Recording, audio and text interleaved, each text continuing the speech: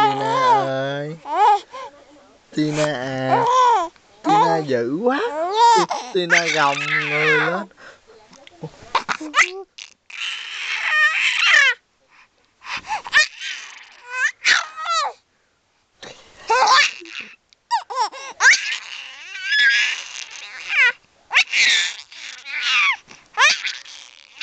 Thôi đi, thôi đi. Mệt quá, mệt quá. Mệt quá, mệt dễ sợ luôn á. Tina mệt rồi. Nó gầy vậy nó cọc.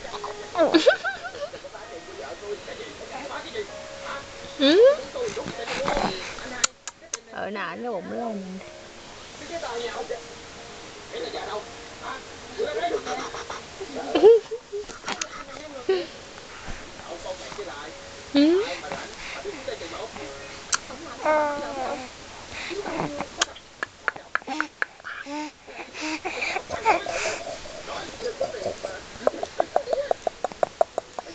Nha, cái bụng bự ấy nha.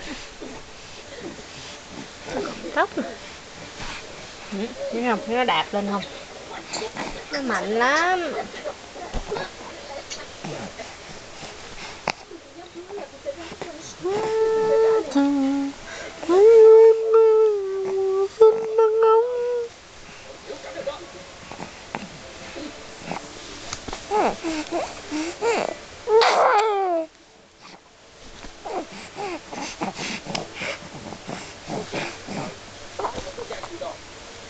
Nhìn nó xưa nay nhìn nó sao quá.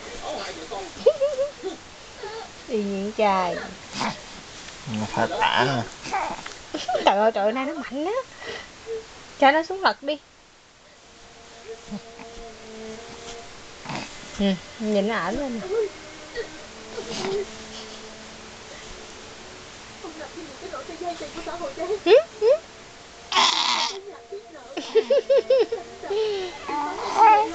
Trời ơi, nó. Tôi giữ cái chân nó làm kìa.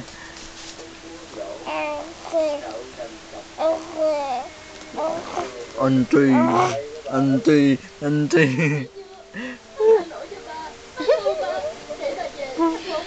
Ảnh luôn.